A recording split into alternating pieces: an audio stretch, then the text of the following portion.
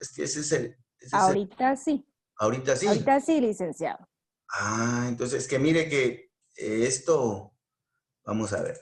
Y ahí sí, sigue apareciendo. Sí, licenciado. Ah, Ahora bueno. sí. Y desde el principio apareció que no apareció que estaba grabando. Unas partes sí, licenciado. Ahorita usted estuvo verificando y ya no marcaba grabando. Ah, bueno, vamos a ver Pero qué. ahorita sí. Bueno, Ujú.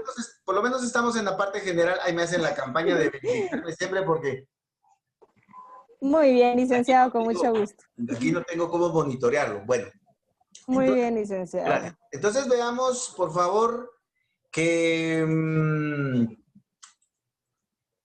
que el derecho de trabajo es muy afín a la previsión social, pero son diferentes. El derecho de trabajo es uno y el derecho de previsión social o de seguridad social es otro. Son diferentes. Lo que sucede es que en Guatemala, como son muy afines, se estudian juntos, pero son diferentes. De hecho, si ustedes ven, por ejemplo, en la Universidad de San Carlos, se ofrece una maestría en Derecho de Trabajo y se ofrece una maestría en Previsión Social, en Derecho de Previsión Social. Entonces, vamos a ver que estos dos temas son diferentes, pero en Guatemala los estudiamos de manera conjunta. Entonces, por favor, ahí debemos de tener esa claridad. El punto concreto es que el Estado de Guatemala debe de tener controlado este tema, ¿verdad? Debe de tener controlado tanto el tema del derecho de trabajo como el tema de previsión social. Entonces, el Estado de Guatemala se organiza administrativamente y se organiza judicialmente para poder controlar adecuadamente tanto el tema de trabajo como el tema de previsión social. Entonces, administrativamente, recuérdense que tenemos el Ministerio de Trabajo y Previsión Social. ¿Ya? Entonces, desde el derecho, desde el organismo ejecutivo, el Estado administra públicamente estos dos temas, ¿verdad? Y desde lo judicial, pues tenemos los diferentes tribunales que conocen y que resuelven los diferentes conflictos que se dan entre patrono y trabajador en el ámbito del derecho de trabajo y los conflictos que se dan entre el Seguro Social, el IX, ¿verdad? Y los afiliados. De hecho, pues también pues debemos de recordar que tenemos al Instituto Guatemalteco de Seguridad Social como parte de la administración pública descentralizada y autónoma, administrando el tema de seguridad social. Bueno, es algo que les estoy adelantando, pero que debemos de analizar con mucho detalle. Finalmente, pues vamos a estudiar todo lo relativo a lo procesal. A lo procesal, estudiando la parte primeramente administrativa, por ejemplo, el procedimiento para la inscripción de un sindicato, aunque pues ya lo vamos a ver al principio, pero solo para darles el ejemplo acá, los recursos que se pueden plantear en la administración pública, en el Ministerio de Trabajo y Previsión Social, y otros procedimientos, un procedimiento nuevo que recientemente se implementó en las últimas reformas al Código de Trabajo, que es el procedimiento sancionatorio administrativo. Y también vamos a ver el proceso judicial, el proceso contencioso administrativo de trabajo o laboral, ¿verdad? Que se creó y el recurso de apelación respectivo. Entonces, aquí todo lo que es administración pública y los diferentes procedimientos y recursos los vamos a analizar.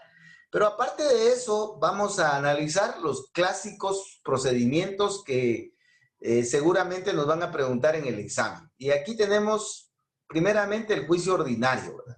El juicio ordinario de trabajo seguro se los van a preguntar. Entonces, ese juicio lo debemos de estudiar bastante, ¿verdad? El proceso colectivo de trabajo también. Y el arbitraje. el arbitraje y sus incidencias. Y debemos de recordar que la misma ley orgánica del Instituto Guatemalteco de Seguridad Social, así como el Código de Trabajo, dicen que todos los conflictos en materia de previsión social se deben de solucionar por el juicio ordinario de trabajo, ¿verdad? Entonces, en términos generales, estimados compañeros y compañeras, pues esta es la temática que nosotros debemos de estudiar, ¿verdad? Yo pues aquí les recité las partes más importantes, tratándolas de enlazar, pero debemos de hacerle un clic a todos estos temas e irnos metiendo uno por uno en lo básico, ¿verdad? De acuerdo a nuestro calendario de estudio. No veo por dónde el examinador pueda preguntar más. El examinador no tendría para dónde irse más fuera de este esquema. Recuérdense que debemos de estudiar lo básico, ¿verdad? Aparte es cuando ya nos estén preguntando en nuestra maestría de Derecho de Trabajo o en nuestra maestría en materia de previsión social. Pero aquí nos tienen que preguntar lo básico, ¿verdad? Bueno, ya para ir entrando entonces en materia, pues vamos a recordar nuestra definición básica, ¿verdad? Si el examinador les pregunta qué es el derecho de trabajo, o si les dice el derecho del trabajo, que me parece es incorrecto, usted no lo corrija, usted dele esta definición, ¿verdad? En donde se indica que el derecho de trabajo es parte del derecho público, porque el Estado impone sus decisiones, su voluntad sobre los particulares, no le pregunta al patrono si quiere dar el aguinaldo o no, él lo tiene que dar y punto. Y el derecho de trabajo está conformado por todos estos principios que vamos a ver enseguida.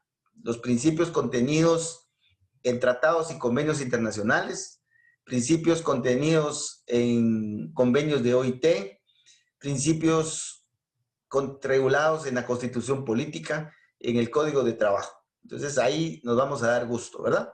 El derecho de trabajo tiene sus propios conceptos y sus grandes instituciones, como lo vamos a ver, el trabajador, el patrono, que sobre esos conceptos y esas grandes instituciones se construye todo el derecho de trabajo, tiene sus propias doctrinas. Pues aquí no les aconsejo yo una doctrina específica porque tenemos la ventaja que el derecho de trabajo es bastante ilustrativo.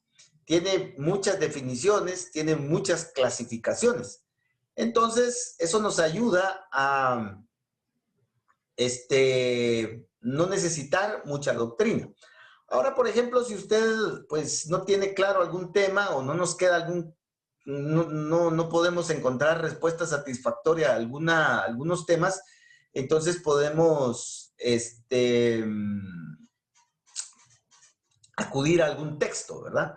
Pero eso solo si necesitamos hacer la consulta. De ahí, pues, yo no veo la necesidad de consultar algún texto, ¿verdad?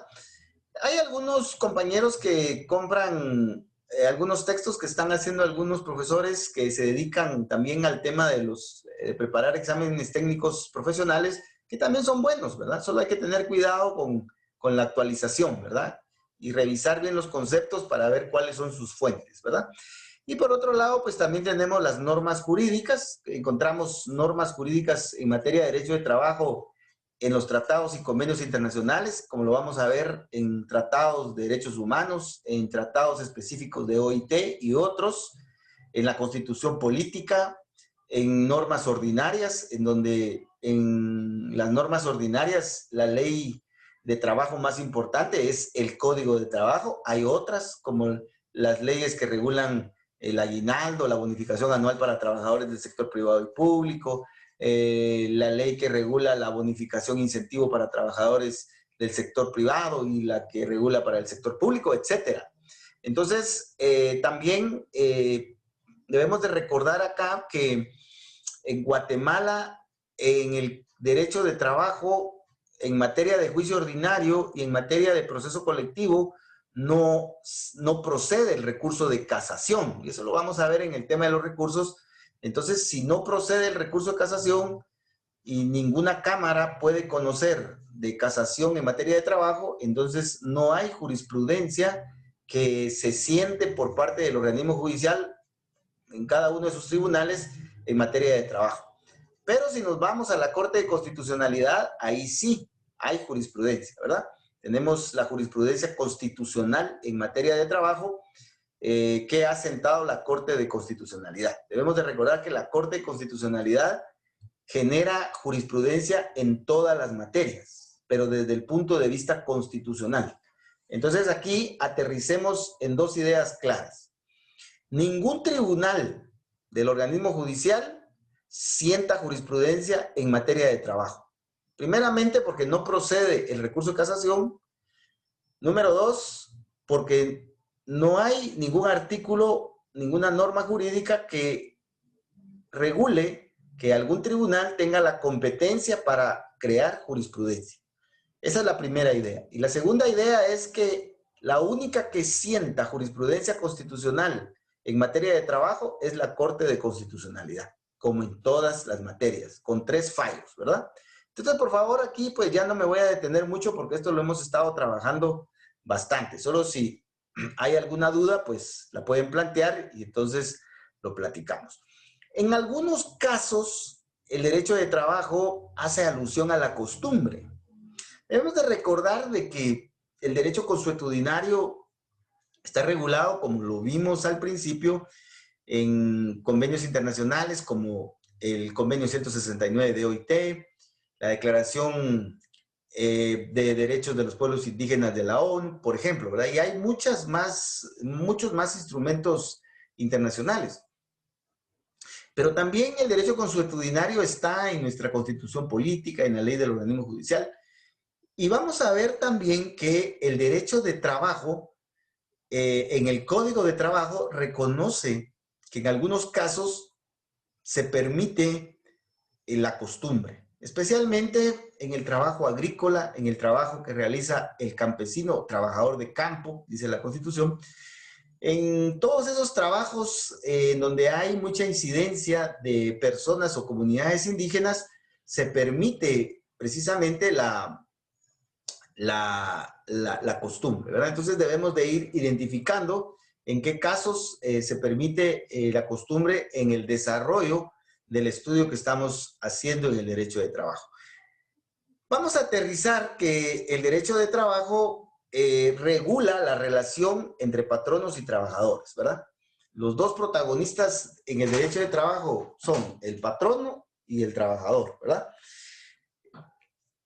El patrono históricamente ha tenido la ventaja porque él es el dueño del capital, ¿verdad? Del dinero. En cambio, el trabajador pues no tiene ese dinero y lo único que tiene es su fuerza de trabajo. Entonces esto ha generado que el patrono en la realidad tenga una posición superior socioeconómica sobre el trabajador y eso condicione a cierta subordinación del trabajador en relación al patrón. Entonces, para poder equilibrar esta relación jurídica, entonces el derecho de trabajo lo que hace es levantar al trabajador y tratar de ponerlo al mismo nivel con el patrón, para que haya una mayor igualdad entre patrono y trabajador y que no haya una ventaja considerable del patrono sobre el trabajador. Entonces, el derecho de trabajo lo que hace es regular esa relación jurídica, de tal manera de que el trabajador pues sea tratado por el Estado y por el patrono de la manera más igualitaria posible, ¿verdad? Con el patrono.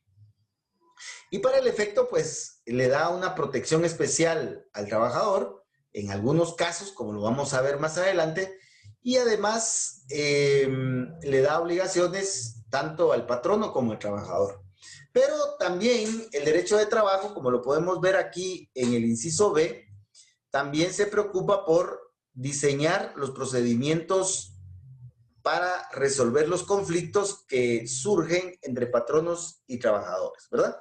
Entonces, el conflicto es una realidad que se da constantemente y pues nosotros los abogados estamos diseñados para intervenir en los conflictos, ¿verdad?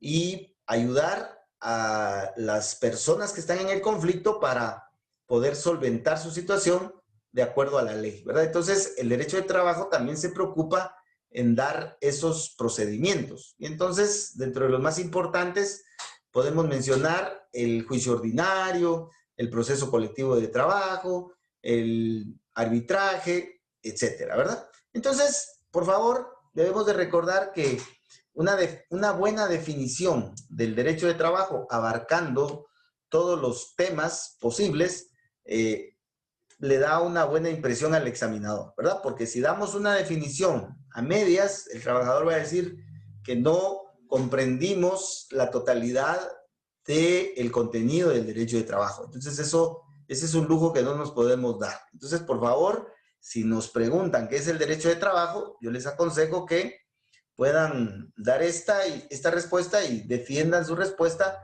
de acuerdo a lo que ya hemos estudiado, ¿verdad? Bueno, aquí les adjunté un esquema solo para ilustrar de mejor manera la ubicación del derecho de trabajo, ¿verdad? Conocemos la división del derecho público y del derecho privado, y que el derecho de trabajo está aquí en el derecho público, ¿verdad? ¿Por qué? Porque el Estado impone sus decisiones, su voluntad, y los particulares, que en este caso es el trabajador y el patrono, pues deben de obedecer esas imposiciones, les guste o no les guste. Como les dije, pues a qué patrono le va a gustar dar el aguinaldo, ¿verdad? Pero lo debe de dar. Si no, pues de todos modos lo tiene que dar y aparte lo van a sancionar administrativamente por parte del Ministerio de Trabajo y Previsión Social. Bueno, el trabajador quisiera 3 meses de vacaciones, ¿verdad? Pero el Estado le dice, no, lo mínimo y lo más que pueden tener en principio son 15 días. Allá el patrono sí le da más, pero 15 días es el derecho que tiene.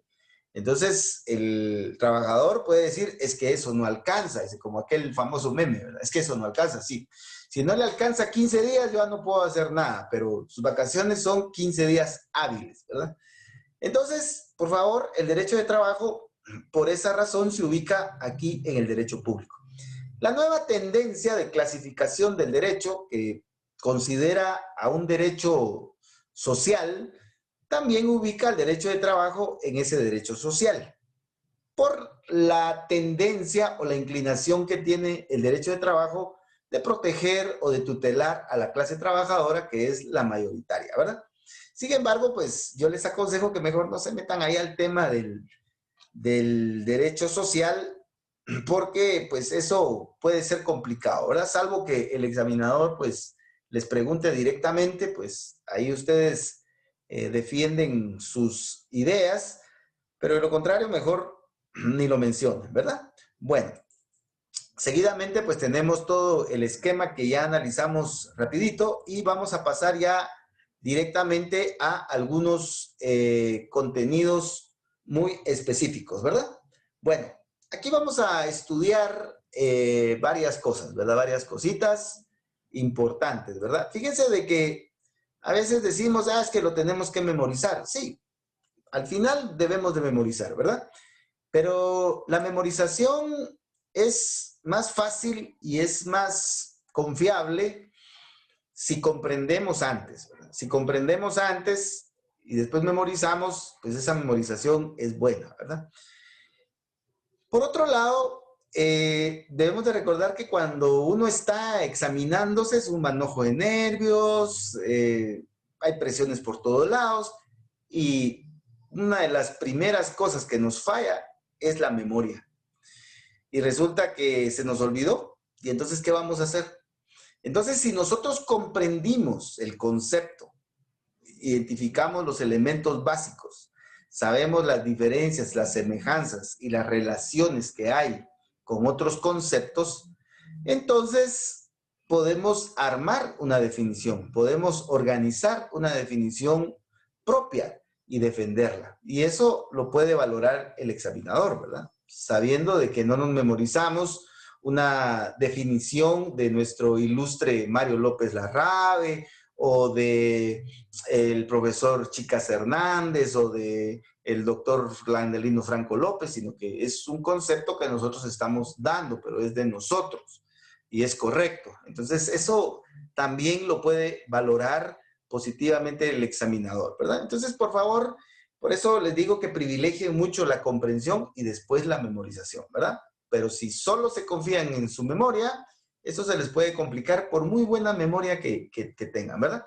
Bueno, hay quienes tenemos problemas para memorizar. Por ejemplo, yo tengo problemas para memorizar. Yo, para memorizar, soy malo. Ya hasta mi edad se me está olvidando, ¿verdad?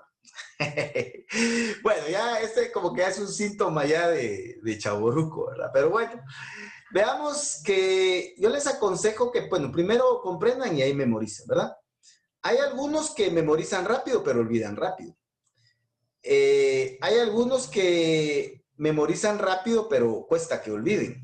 Y hay algunos que, pues, cuesta que memoricen, pero también olvidan rápido, cuesta que olviden. Entonces, cada quien tiene a sus propias características. Yo, por ejemplo, yo creo que a mí me cuesta memorizar un texto, ¿verdad? Me cuesta memorizar. Pero cuando lo memorizo, cuesta que se me olvide. Esa es la ventaja, ¿verdad? Entonces, yo lo que tengo que hacer, si me tengo que memorizar un listado de 10, por ejemplo, me memorizo 1, me memorizo 2, me memorizo 3, me memorizo 4, repaso, memorizo 5, repaso 6 y voy avanzando, ¿verdad? Hasta llegar a 10. Y de ahí regreso, voy, vengo y hasta que quede eso claro, ¿verdad? O sea, esa es mi forma de memorizar. Pero yo no sé cómo memoriza usted. Lo importante es de que usted tenga su forma personal eficiente y eficaz de cómo memorizar, porque sí debe de memorizar, ¿verdad? Pero le recomiendo que primero comprenda. Bueno, ya regresando al tema, porque pues estas recomendaciones solo las doy al principio. Aquí vamos a estudiar las denominaciones, la definición, el contenido, que me parece es muy importante acá. Y también vamos a estudiar lo que son otros aspectos como los... bueno, este ya forma parte del segundo bloque, ¿verdad? Ya forma parte del segundo bloque. Entonces, en el primer bloque, ¿cuántos bloques son? 1, 2, 3, 4, 5, 6 y 7. En el primer bloque, que es el que seguramente vamos a agotar hoy, y tal vez el segundo, pues tenemos estos temas, ¿verdad? Denominaciones, definición, contenido, que este tema es muy importante, y algunos antecedentes, ¿verdad? Y si nos da tiempo, pues vamos a pasar a los principios. Yo calculo que sí, porque también ahí les tengo un materialito para que puedan ustedes apoyarse, ¿verdad? Bueno, vamos a ver entonces las denominaciones. Bueno. Por acá tengo mi chivo, porque yo sin chivo, pues no soy nada. Entonces, por acá siempre tengo algunas notas para auxiliarme, ¿verdad? Bueno, primeramente, en cuanto al nombre, ¿verdad? En cuanto al nombre. Al derecho penal se le conoce como derecho criminal, derecho del delincuente, etc. Pero el nombre que nosotros le damos es el de derecho penal, ¿verdad? Es como a nosotros, ¿verdad? Por ejemplo, en el barrio nos tiene nuestro apodo, ¿verdad? El chino. Y que en la U nos dicen el colocho. Y en la casa nos dicen mijo. Pero nuestro nombre es fulano. Entonces, este es un fenómeno común, ¿verdad? Que denominamos de diferente manera un objeto, ¿ya? Es que a mí me dicen la chulis, o me dicen la colocha, o me dicen la chinita, no sé cómo le dicen, ¿verdad? Pero mi nombre es tal. Entonces, lo mismo sucede con el derecho de trabajo. Al derecho de trabajo se le ha conocido con diferentes nombres, con diferentes denominaciones. No solo en la práctica, sino que también en la doctrina.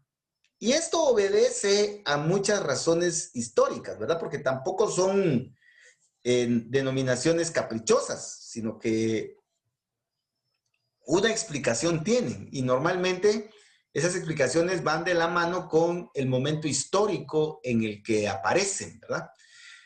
Entonces, al derecho de trabajo, por favor, estamos aquí en el primer punto. Aquí se me perdió mi punto rojo, pero aquí ya lo ubicamos. Denominaciones 1.1. Veamos, por favor. Veamos. Que no nos venza el sueño. Veamos, por favor. Ánimo, ánimo. Bueno, pues, vamos. Ya poco nos quedan. Ya solo nos quedan 50 minutos. Bueno, veamos, pues. Si no, les voy a hacer un TikTok aquí para quitarles, o voy a hacer el baile aquel de nuestro paisano, el Lobo Vázquez, para que se despierten. O los voy a poner a bailar ahí en su casa para que se les quite ahí un poquito el cansancio, ¿verdad? Ya es viernes, ¿verdad? Y no solo que es viernes 13. Jesús María, ¿verdad? Bueno, veamos entonces que al derecho de trabajo se le ha conocido con el nombre de derecho industrial, eso referido más al patrono, ¿verdad? O a aquella época de la era industrial, ¿verdad? Del siglo XVIII, siglo XIX. Derecho obrero, este nombre es bastante radical porque tiene que ver mucho con el trabajador. Derecho social, porque tiene una tendencia social este derecho, que va dirigida más al trabajador. Derecho, nuevo derecho, porque en algún momento este fue un derecho que apareció. Tenemos también el derecho económico, derecho profesional y también derecho de los trabajadores. Entonces, estos son todos los nombres que ha recibido este derecho. Entonces, ¿cuál sería la pregunta aquí? El examinador le puede preguntar, dígame, ¿con qué nombre? Dígame 3 nombres con los cuales se ha conocido al derecho de trabajo. Entonces, usted le puede decir cualquiera de estos, ¿verdad? Esa puede ser una pregunta. Si el examinador quiere seguir buscando en esa línea, mire, ¿y por qué? ¿Y por qué? Ya empieza el examinador ya entrando a ese punto, ¿verdad? Pero yo creo que no habría necesidad porque hay temas más importantes más adelante. Bueno, ahora, ¿cómo le debemos de llamar nosotros de manera correcta? ¿Cómo lo dice la ley, verdad? Y en este caso, afortunadamente, nuestro Código de Trabajo sí nos dice cómo le debemos de llamar al derecho de trabajo. Y es precisamente derecho de trabajo. Vea, por favor, y apunte. Estamos en el cuarto considerando del Código de Trabajo, en la literal E. E de elefante. No, E de ETA, dice. No, por favor, ya no mencionemos ETA, por favor, que se vayan los huracanes para otro lado, ¿verdad? Aquí cabal con nuestro chipichipi. Primero Dios va a agarrar para otro lado, ¿verdad? Para el mar, ¿verdad? Donde no va a hacer a dañar a nadie. Bueno, veamos la literal E. Dice el derecho de trabajo, dice, el derecho de trabajo. Dice. Entonces, por favor, según nuestro Código de Trabajo, el nombre correcto de este derecho es derecho de trabajo. Algunos le dicen terminan con la L de loma. Y me parece que eso es incorrecto, porque el Código de Trabajo es claro al decir el derecho de trabajo. Entonces el examinador le dice, mire, ¿y cuál es el nombre correcto de este derecho? Usted le dice el derecho de trabajo, según el cuarto considerando, literal E de elefante, en donde dice derecho de trabajo. Entonces usted tiene su fundamento legal. Siempre y cuando usted tenga un fundamento legal, entonces usted me parece que está bien. Cuando no tiene en dónde fundamentarse o su respuesta es inconsistente o incoherente, entonces ahí es en donde empiezan los problemas, ¿verdad? Bueno, entonces, por favor, ya salimos de las denominaciones. Bueno, ahora vamos a entrar a otro tema que hemos estado repasando, pero ahorita vamos a ver un poquito más, ¿verdad? La definición del derecho de trabajo. Bueno, la definición del derecho de trabajo ya vimos la definición básica. La definición básica que, gracias a Dios, coincide bastante con lo que regula el artículo 1 del Código de Trabajo. ¿Ya? Entonces, podemos nosotros complementar nuestra respuesta con el artículo 1. El artículo 1 dice, este código, dice el Código de Trabajo, regula, dice, los derechos y las obligaciones de patronos y trabajadores con ocasión del trabajo, ¿ya? Y crea instituciones para resolver sus conflictos. Entonces, nuestra definición básica es coherente con el artículo 1 del Código de Trabajo. Entonces, por eso creo que esa definición básica es muy defendible, ¿verdad? A la luz del artículo 1 del Código de Trabajo. Entonces, ¿cómo debemos de definir al Código de Trabajo? Es una parte del derecho público, ya dijimos por qué, que está conformada por principios, conceptos, instituciones, normas jurídicas, etcétera, que regulan, dice, los derechos y las obligaciones de patronos y trabajadores.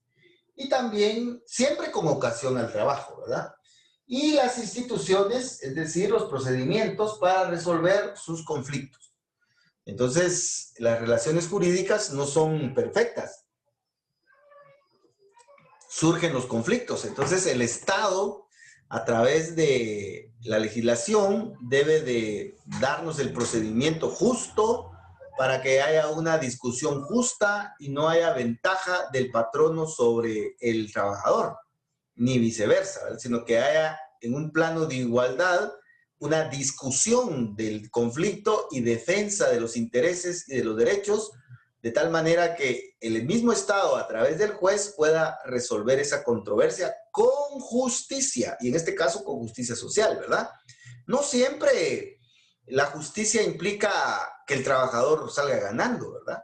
Debemos de recordar que habemos algunos trabajadores que somos un poquito dejaditos, o tal vez un poquito irresponsables, y entonces fallamos en el trabajo, ¿verdad? Y todavía sobre de eso queremos que nos paguen, que nos den derechos, ¿verdad? Entonces eso sería injusto, que un patrono pues le tenga que pagar a un trabajador que sea un trabajador haragán, abusivo, que pues le haya causado algún daño o perjuicio. Entonces, el derecho de trabajo debe de regular esos procedimientos de tal manera de que los conflictos que surjan entre patronos y trabajadores sean resueltos previa discusión en un plano de igualdad, ¿verdad?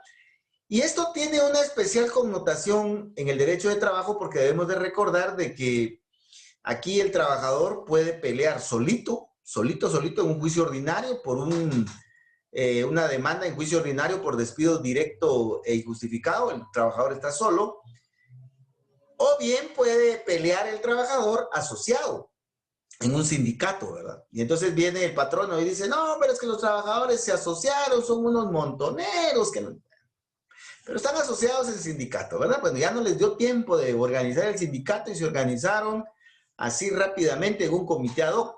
Pues también los trabajadores pueden organizarse en un comité ad hoc y plantear sus peticiones e iniciar un conflicto de ser necesario, ¿verdad? Y entonces el patrono ahí enojado, ¿verdad? Porque yo, patrono, estoy solito, en cambio ellos son un montón, son unos montoneros, y empieza, ¿verdad? Pero bueno, la ley de trabajo lo permite, entonces el trabajador puede organizarse, asociarse y defender sus intereses, como dice el artículo 206, comunes, 206 del Código de Trabajo, ¿verdad? Comunes, ¿ya? Que es lo que caracteriza al derecho de trabajo.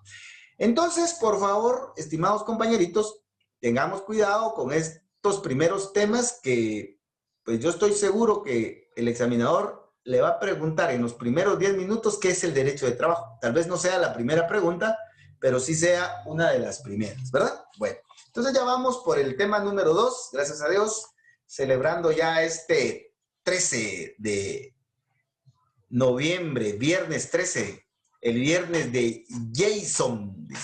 Bueno, ya nos está esperando también la respectiva bebida que dijo ahí el compañero Noli, que ahorita no, sino que más tarde, dice. Bueno, saludcita entonces.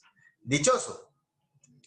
Veamos entonces, por favor, que ya agotamos el segundo tema. Entonces, por favor, preocupémonos porque la idea quede clara, aunque sea básica la idea, pero que quede clara y que la podamos nosotros defender, ¿ya? Y pensemos en qué nos podría preguntar el examinador en relación a ese tema, ¿verdad? Y aquí ya tenemos por lo menos dos preguntas. ¿Qué otras denominaciones recibe el derecho de trabajo en la doctrina y en la práctica? ¿Qué es el derecho de trabajo? Ya tenemos dos preguntas que son de examen técnico profesional. Que el examinador pues quiere indagar un poco más, pues eso ya depende de lo que él lleve planificado o lo que se le ocurra, puede ser en ese momento, porque también así sucede, ¿verdad? Que el examinador sobre la marcha va organizando las preguntas del examen, ¿verdad? Eso es algo que no está en nuestras manos, ¿verdad?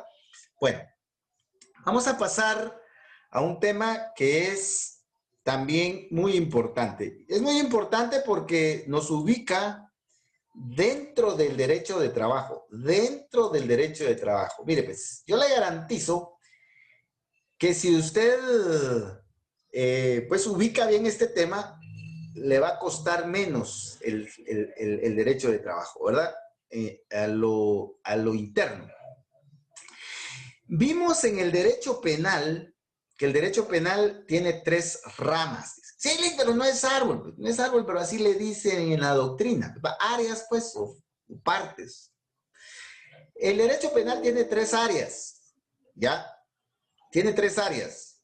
El derecho penal sustantivo, el derecho penal procesal y el derecho penal ejecutivo penitenciario, ¿ya? Entonces ahí nos tenemos que ubicar, ¿verdad? Si el examinador nos está preguntando teoría del delito, pues seguramente está en el derecho sustantivo. Si el examinador nos está preguntando el criterio de oportunidad, pues está en el derecho procesal. Si el examinador nos está preguntando acerca de los beneficios que tiene un condenado a prisión, entonces está en el derecho penitenciario. Ahí nos tenemos que ubicar, ¿ya? Rápido. Nuestra mente, por eso les doy los esquemas para que usted abra su mente, como dicen por ahí los anuncios publicitarios, ¿verdad? Y esté listo para saber por dónde puede, qué rumbo puede tomar el huracán de preguntas que le va a hacer el examinador, ¿verdad? Eso así es. Entonces, en el derecho de trabajo también sucede, en el sentido de que el derecho de trabajo tiene inicialmente dos partes, como aparece aquí, ¿verdad? Como aparece aquí. Aquí se los estoy señalando con el punto rojo. El derecho individual y el derecho colectivo. Esta es la primera separación que se da a lo interno del derecho de trabajo, el derecho individual y el derecho colectivo. Bueno, y entonces, ¿cuál es la diferencia? ¿Por qué derecho individual y por qué derecho colectivo? Bueno, esto tiene que ver mucho con la palabra individual y con la palabra colectivo. ¿Por qué? Porque en el derecho individual, el trabajador está solito, más solo que el uno, más solo que una golondrina, ¿ya? Queriendo hacer verano, o más solo que un leño, queriendo hacer una fogata. El trabajador está solo, frente al patrono, peleando frente al patrono, defendiendo sus derechos frente al patrono, negociando sus derechos y sus obligaciones frente al patrono. Está solito. Y por eso es derecho individual. Entonces, esta clasificación de derecho individual y derecho colectivo está más orientada a considerar al trabajador. La razón, y eso es lo que vamos a ver en el siguiente tema, que son los antecedentes, la razón del surgimiento del derecho de trabajo fue una lucha histórica y una reivindicación social del trabajador. O sea, el patrono no vino solito de buena onda. Disculpen estas palabras tan comunes, pero lo que quiero es ser directo. El patrono no vino de buena onda y dijo, ay, pobrecito el trabajador, le vamos a dar su aguinaldo. Ay, pobrecito el trabajador, le vamos a dar sus vacaciones. Tan cansado que se ve. No. El trabajador le ha tenido que pedir, suplicar al patrono históricamente que le dé su aguinaldo, que le dé su bonificación anual, su bono 14, ¿verdad? Y que le dé vacaciones. Y el patrono a las cansadas, ¿ya? Pues ni modo le ha tenido que reconocer esos derechos, ¿verdad? Lo mismo sucede con el Estado. El Estado, hasta que el Magisterio Unido jamás será vencido, no paraliza todo el Estado, toda la población, no le hace caso. Por eso ya sabemos, ¿verdad?, que la fuerza del trabajador está en defender sus intereses colectivos en grupo. Pero a lo que quiero ir, para no perderme, porque esto hay mucho que hablar, es de que el derecho individual, en el derecho individual, el trabajador está solo, defendiendo o negociando o velando por sus intereses frente al patrón. El trabajador está solito, disculpen la expresión, solito defendiendo el derecho de su nariz, ¿ya? Entonces, eso es lo que caracteriza al derecho individual. Bueno, ahora veamos el derecho colectivo. En el derecho colectivo, el trabajador está asociado porque tiene derecho a la libre asociación. Está asociado, ya sea en un sindicato o en un comité ad hoc. Entonces, está asociado 20 o más trabajadores en un comité ad hoc, 3 o más trabajadores, está asociado el trabajador y está peleando o está defendiendo sus intereses frente al patrono. Pero aquí la diferencia está en que el trabajador está en grupo, ya está asociado. Pero lo que caracteriza a esta asociación es de que el trabajador está defendiendo los intereses, como dice el artículo 206 del Código de Trabajo, por favor revísenlo, sus intereses, y esa palabra que está de último es muy importante que se mencione cuando se hable de este tema. Dice, está defendiendo sus intereses comunes, dice. O sea que si son 25 los trabajadores del sindicato, todos están peleando por todos. No están todos peleando por uno, no solo cada quien está peleando por sus intereses, no, sino que todos están velando por los intereses de todos.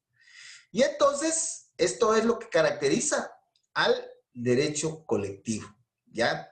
El derecho colectivo también está dado en función del patrono. O sea, eso también lo debemos de ver, porque el patrono tiene el derecho de organizarse o asociarse en sindicato, como lo vamos a ver más adelante, ¿verdad? El patrono puede organizar sindicatos en Guatemala. Ahí está en el artículo 206, si no estoy mal. Pero en Guatemala sabemos de que el patrono no utiliza esta figura para organizarse, ¿verdad? El patrono utiliza las asociaciones, las cámaras, las filiales, utiliza otro tipo de conceptos para asociarse, ¿verdad? Pero no utiliza un sindicato. Entonces, el que más utiliza la organización del sindicato es el trabajador. Entonces, encontramos, por ejemplo, el sindicato de trabajadores del magisterio, de salud, de la Coca-Cola, del organismo judicial. O sea, es el trabajador el que más utiliza la figura del sindicato.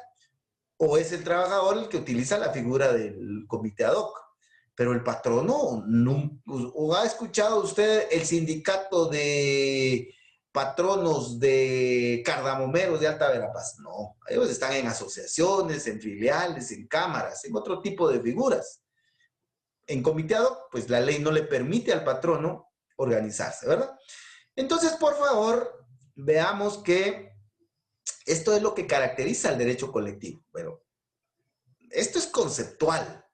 Pero veamos cuestiones prácticas, porque el derecho es conceptual como cualquier otra área del conocimiento humano. Por ejemplo, la medicina es altamente conceptual, ¿verdad?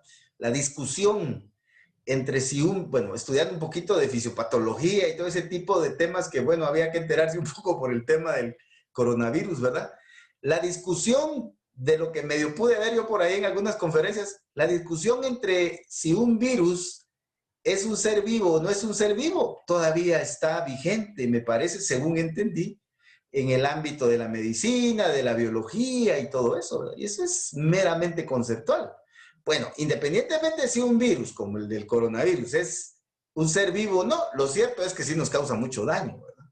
Pero conceptualmente, pues todavía está esa discusión. Entonces, lo mismo sucede con el caso del derecho de trabajo, el derecho individual y el derecho colectivo. El derecho individual es conceptual, el derecho colectivo es conceptual, pero también toca la realidad, toca al trabajador y toca al patrón. Entonces, por favor, eso no lo debemos nosotros de dejar por un lado. El derecho no es un adorno que está ahí y no lo vamos a usar. Bueno, el adorno pues sirve para embellecer, ¿verdad? Pero el derecho no está ahí y no sirve para nada. El derecho debe de hacerse sentir en la vida de la sociedad, ¿verdad? En ese sentido, pues a lo que quiero llegar es que en el derecho individual, hablando de un ejemplo, resulta que hay un patrono que necesita un mensajero, por ejemplo, ¿verdad? Y publica ahí un mensaje y dice, se necesita patojo chispudo de tales y tales características. Y resulta que llegan 25 aspirantes y están haciendo cola ahí para que los entrevisten. ¿Será que ahí hay un sindicato o un comiteado? No. Primeramente porque no son trabajadores todavía. Falta el contrato y la relación de trabajo para que sean trabajadores. Ellos no son trabajadores, por lo tanto no pueden formar un sindicato y un comité ad hoc, ¿verdad? Bueno, desde ahí no podemos considerar al derecho de trabajo. Pero va entrando cada aspirante a mensajero a la entrevista. Entonces, el entrevistado y el patrono están negociando las condiciones de trabajo, ¿verdad? Entonces viene el trabajador y le dice, pero mire, es que fíjese que yo estudio en la U y entro a las 5:10 y yo necesito salir a las 4:30. Entonces el trabajador está negociando sus condiciones de trabajo, pero está solo, está solito, negociando por sus propios intereses, velando por el derecho de su nariz, disculpen la expresión. Entonces ahí estamos en el derecho individual, ¿ya? Eso es lo que debemos de identificar. Pues resulta que el trabajador empezó a trabajar, ya lleva 5 años está trabajando y de repente viene el patrón y lo despide, ya sea directa o indirectamente. Y el trabajador se va al juzgado, primero va a la Inspección General de Trabajo, ¿verdad? Y de ahí va al juzgado y demanda al patrón. Y le pide su indemnización y todas sus prestaciones. Bueno, el trabajador está solo, pidiendo, exigiendo el cumplimiento de las obligaciones con relación a él por parte del patrón. Entonces, si está solo, velando por sus propios intereses, estamos en el derecho individual. Entonces, por favor, identifiquemos eso, ¿ya? Ahora veamos el derecho colectivo. Pues resulta que hay un sindicato de trabajadores y dicen, bueno, vamos a pedirle un aumento al patrono, vamos a decirle de que nos aumente de 3,000 a 3,500 y le vamos a pedir que no nos dé 15 días de vacaciones, sino que nos dé 20, ¿ya? Así como el organismo judicial. No como el licenciado Sotay, porque él sí siempre está de vacaciones, ¿verdad? Le dan un montón de días ahí en la defensa. Bueno, así siempre me molestan, ¿verdad? Lo que pasa es que hubo un año que acumulé muchas vacaciones y me dieron muchas vacaciones en un año y siempre me molestan, ¿verdad? Pero pues todos tenemos un límite para las vacaciones, ¿verdad? Sabrosas, por cierto, ¿verdad? No alcanzan, dirían por ahí. Pero bueno, vamos a ver entonces de que viene el sindicato de trabajadores y le pide al patrono que le aumente el salario o que le dé más días de vacaciones, pero a todos los del sindicato. Entonces, aquí estamos en el derecho colectivo. ¿Por qué? Porque primeramente el trabajador está organizado en sindicato y está pidiendo el aumento de salario no solo para uno ni para dos, sino que para todos, intereses comunes. Y está pidiendo el aumento de vacaciones para todos, no solo para uno. Entonces aquí estamos en el derecho colectivo.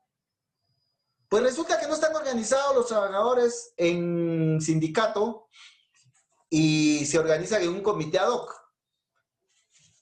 Y le piden al patrono lo mismo, ¿verdad? Aumento de salario y más vacaciones. Y una canasta navideña. Y que tenga una botella de whisky. Y no cualquier whisky, sino que tal, y tal etiqueta. Bueno, ahí ya es cuestión de pedir, ¿verdad?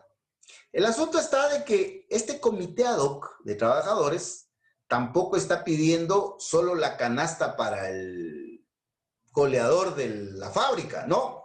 Está pidiendo los beneficios para todos.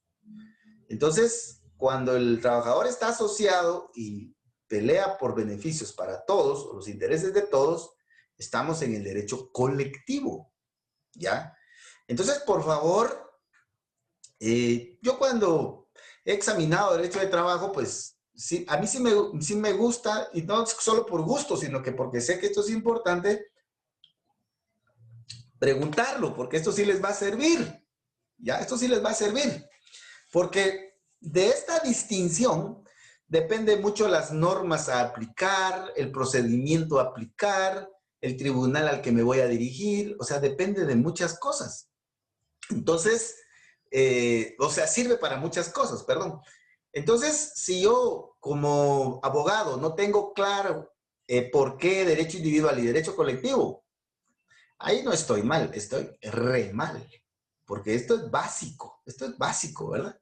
Es como querer jugar en el Cobán Imperial y no sé cómo recibir la pelota, ¿verdad? Eso es imposible, ¿ya? Y a ese nivel profesional, los jugadores todo lo básico lo controlan, ¿verdad? No van a fiestas, no se desvelan, no toman bebidas alcohólicas, tienen un nutriólogo, andan entrenando, solo gym, etc.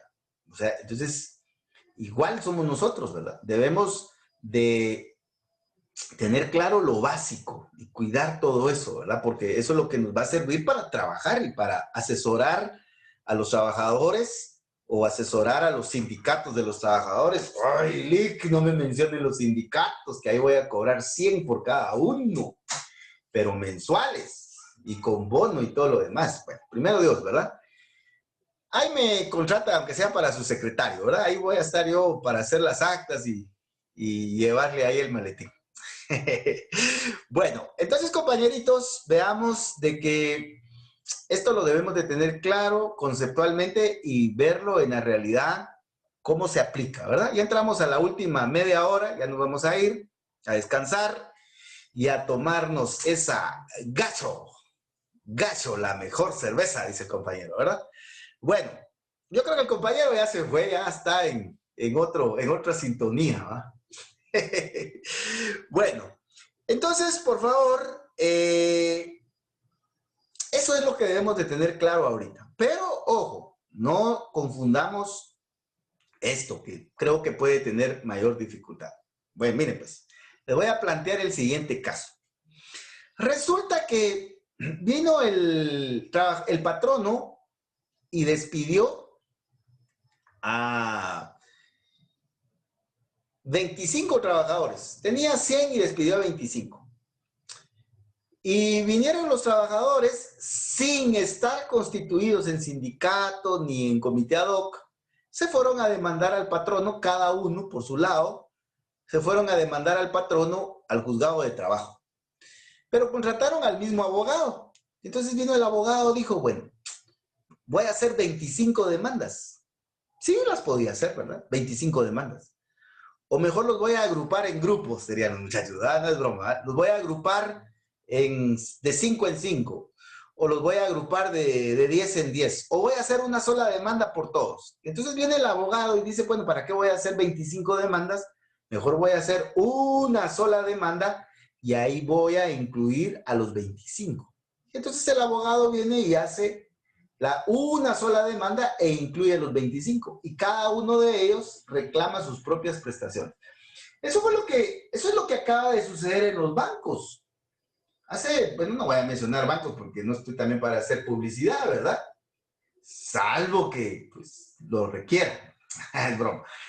Entonces veamos de que recientemente sucedió con algunos bancos que despidieron, porque hubo renovación de personas, no sé qué problema estuvo ahí, y despidieron un montón de trabajadores.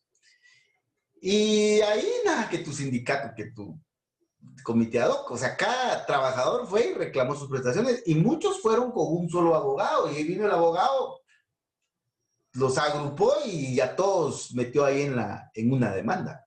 Entonces la pregunta es, si 25 trabajadores demandan a un patrono en una demanda, en juicio ordinario, como son 25, pues ¿será que es derecho colectivo o es derecho individual? Esa sería la pregunta. Entonces, en mi opinión, es derecho individual. Porque si bien es cierto, son 25 los trabajadores demandantes o actores, los mismos no están constituidos en sindicato ni en comité ad hoc. Esa es la primera situación. La segunda es que cada uno, en el mismo juicio, ¿verdad?, está reclamando sus propios intereses, ¿ya? Sus propios intereses. No es que estén velando todos por todos, sino que cada uno vela por sus propios intereses. Entonces, en este segundo caso que les estoy planteando, estaríamos siempre ante el derecho individual. ¿Ya? Entonces, por favor, manejemos bien esa idea cuando estamos en el derecho individual de trabajo y cuando estamos en el derecho colectivo de trabajo. Obvio, pues esto que les estoy platicando es lo básico, pues hay muchas más complejidades, pero es un poco difícil, veo, que el examinador se meta más, ¿verdad? Bueno, para cerrar este tema, por favor, veamos que el derecho individual, veamos por favor acá ya para ir finalizando, el derecho individual, permítame, solo voy a caer a la pelusa porque... ¿Escuchan ustedes ahí a la perrita que está ladrando? No, no escuchan o bien. Sí se escucha. Sí, licenciado.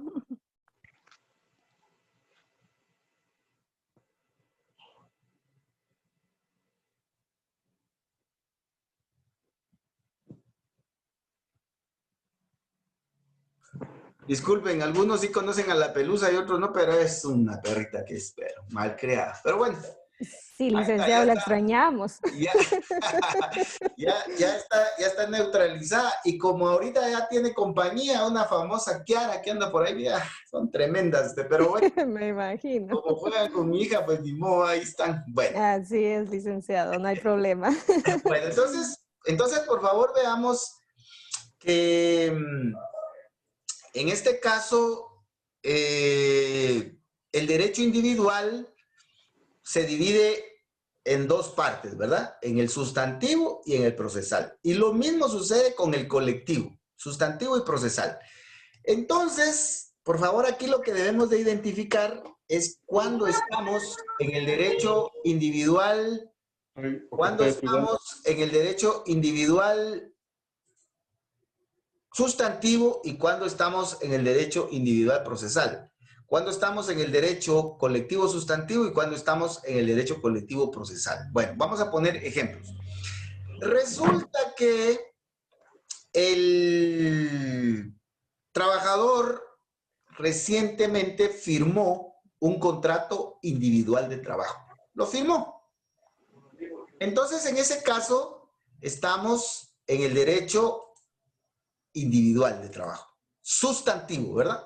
Porque el contrato de trabajo es un tema sustantivo en donde se regulan derechos y obligaciones materiales del patrono y del trabajador. Pero ahora resulta que el patrono demandó a ese trabajador, a un trabajador, porque el trabajador se desapareció. Simplemente se desapareció, ya no llegó a trabajar por una semana y no justificó. Entonces el patrono viene y demanda al trabajador en un juicio ordinario por abandono de trabajo. Y le cobra el preaviso, daños y perjuicios, costas y todo lo demás. Bueno, entonces, en este caso, el patrono viene y lo demanda en un juicio ordinario, pero a un solo trabajador. Entonces, en este caso, como estamos en el juicio ordinario, en donde se está discutiendo un conflicto individual, entonces estamos en el derecho individual procesal. Procesal. Bueno, entonces, por favor, identifiquemos cuándo estamos en el derecho individual sustantivo y cuándo en el procesal. Por ejemplo, los temas del salario, el contrato individual, la jornada de trabajo, las vacaciones. Cuando se trate de un trabajador, es derecho sustantivo. Entonces, debemos de identificar las normas de derecho sustantivo. El artículo 18, el artículo 38, el artículo 88, perdón, etcétera. Son normas que pertenecen al derecho individual sustantivo. Pero si nos vamos a las normas que regulan el juicio ordinario de trabajo, entonces ahí ya estamos en el derecho individual procesal.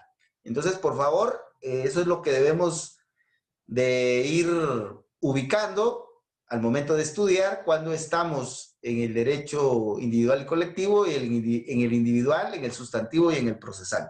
Ahora veamos en el colectivo.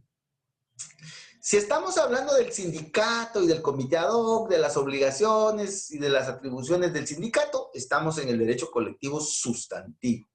Si estamos hablando de que el trabajador tiene derecho a que se firme un pacto colectivo, el trabajador puede firmar un contrato colectivo, entonces, en ese caso estamos en el derecho colectivo sustantivo, porque son normas materiales que regulan derechos y obligaciones del patrono y del trabajador. Pero si estamos hablando que el trabajador ya demandó al patrono en un proceso colectivo, ya va por la conciliación, o ya va por la huelga, o ya estallaron la huelga, o ya pidieron la justicia o injusticia del despido, de la huelga, perdón, entonces ahí ya estamos en el derecho colectivo procesal. Si estamos hablando de que los trabajadores y el patrono optaron por irse al arbitraje para resolver en esa vía sus conflictos, entonces ahí estamos en el derecho colectivo procesal. Entonces, por favor, tengamos cuidado con estas clasificaciones, porque en la medida que nosotros nos ubiquemos y cuando estemos estudiando nuestro código y nuestro derecho de trabajo, ubiquemos cuando estamos en el derecho individual y en el derecho colectivo, en el individual sustantivo, en el individual procesal, en el colectivo sustantivo y en el colectivo procesal, eso se nos va a facilitar bastante, ¿verdad? Bastante. Entonces, por favor, espero que con estos ejemplos, pues, las ideas vayan quedando ahí un poquito claras, pero sobre todo que ustedes puedan manejar este tema, ¿verdad? Si hay dudas, pues las pueden plantear. Obvio, hay algunas áreas que pues se pueden ubicar en el derecho individual o en el derecho colectivo, en el sustantivo o en el procesal, pero la idea concreta es que sí se puede dividir o sí se puede distinguir estas 4 áreas internas del derecho de trabajo, ¿verdad? Y estas 4 áreas, pues, las tenemos en el Código de Trabajo, ¿verdad? No tenemos un Código de Trabajo procesal, por ejemplo, ¿verdad? Sino que en el Código de Trabajo están estas 4 áreas. Solo algunos temas están en otras leyes, ¿verdad? Que vamos a ver al final. Bueno, para ir finalizando con este primer bloque de generalidades, vamos a hablar un poquito de los antecedentes. Bueno, miren, pues, pero es que no nos van a preguntar los antecedentes. Mire, usted no sabe si le van a preguntar los antecedentes. Pero mire, pues, usted tampoco se ponga a leer historia del derecho, que aquel curso que llevó usted ahí en la U, o se ponga a revisar todos los antecedentes y se vuelva un investigador histórico del derecho de trabajo de cualquier área. No, porque usted tiene que seguir avanzando con los otros temas. Ya vio el esquema que tenemos, que es bastante amplio, entonces no puede meterse demasiado a cada punto, ¿verdad? Entonces debe de saber llegar y regresar para seguir con los otros temas. En el tema de la historia, porque en cada una de las áreas del derecho hay una historia, cómo se formó el derecho penal, por ejemplo, cómo se formó el derecho de trabajo, que lo vamos a ver ahorita, o el derecho administrativo, o el derecho procesal. Entonces, esa es una posibilidad que el examinador le pregunte eso, ¿verdad? Pero veamos las probabilidades. En donde el tema histórico es más importante, me parece, es en el derecho penal.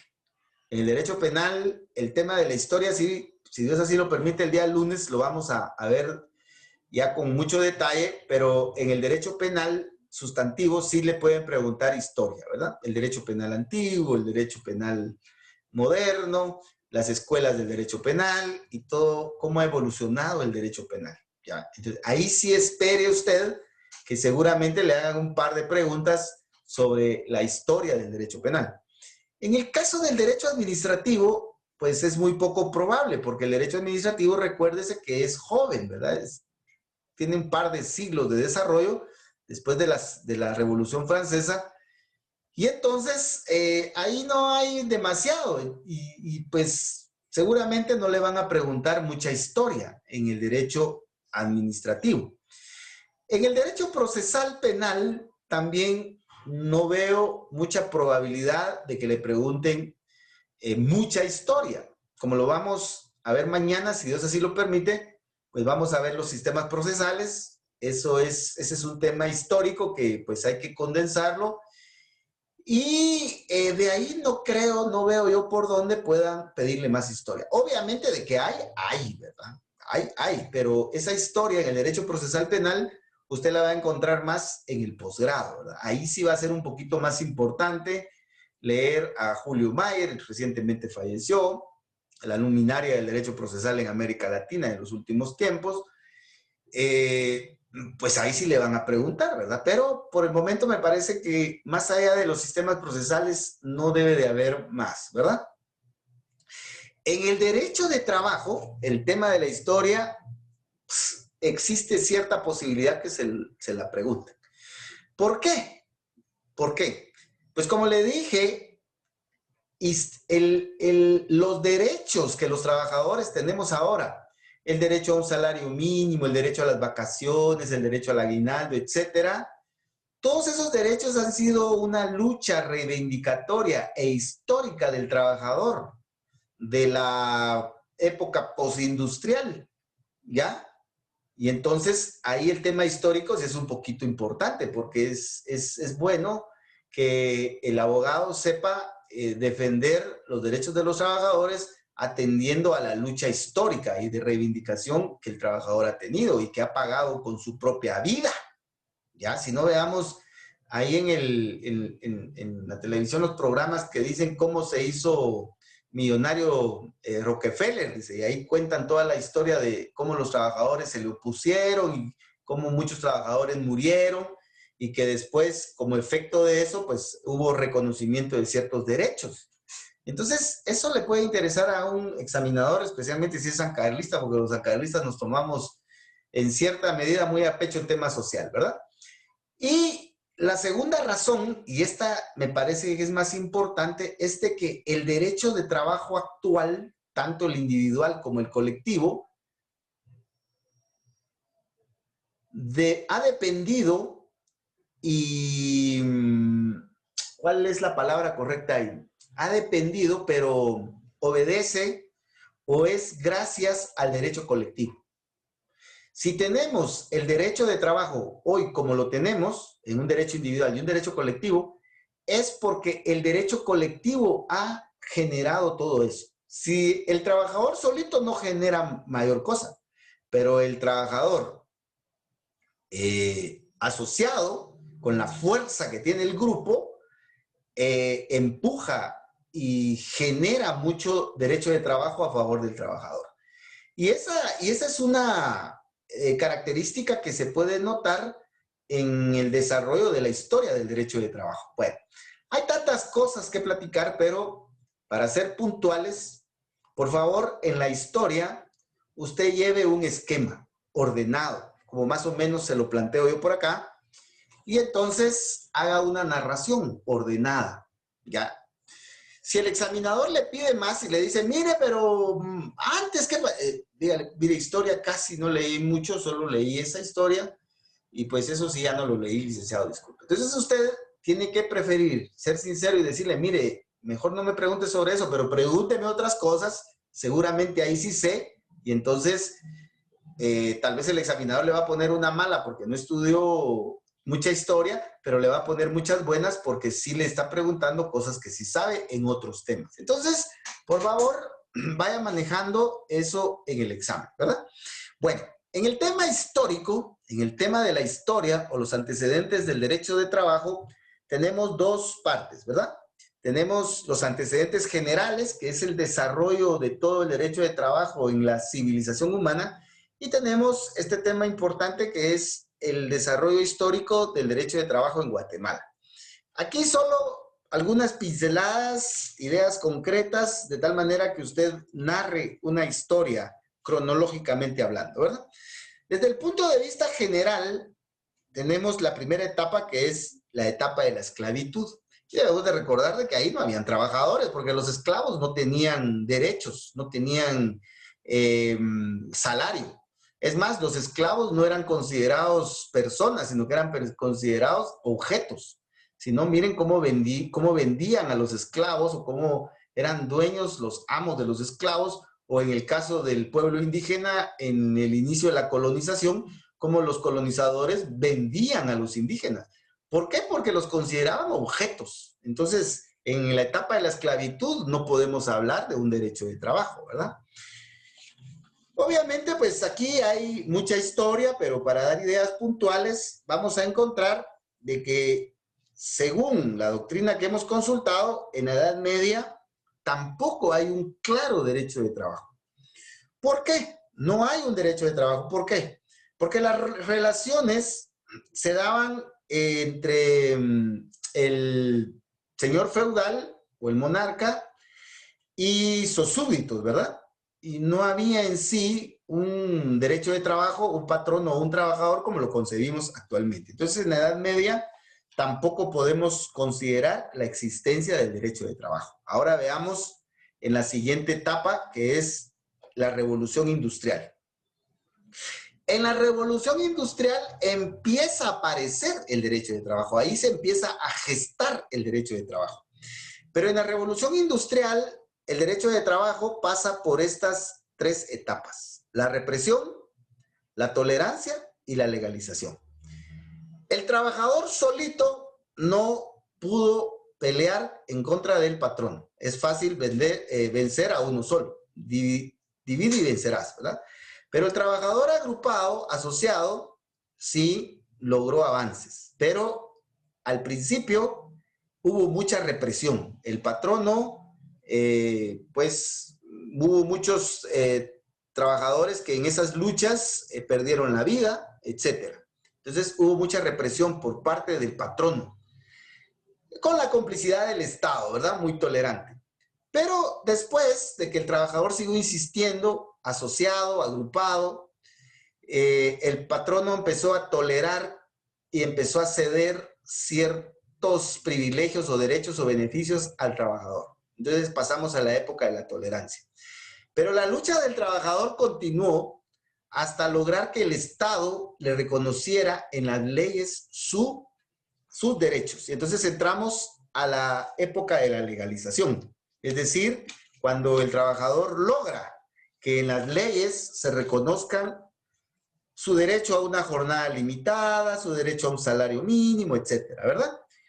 Y esta legalización llega en leyes ordinarias, se emiten los primeros códigos de trabajo o leyes de trabajo o leyes del trabajador, y sobre todo los derechos son reconocidos en la Constitución política. Debemos de recordar que después de la Revolución Francesa empieza a surgir toda la ola de derechos humanos, del constitucionalismo, del Estado democrático, etcétera. Entonces el trabajador aprovecha y logra que sus derechos sean reconocidos en las constituciones. Y son 3 constituciones las que son pioneras en esta materia.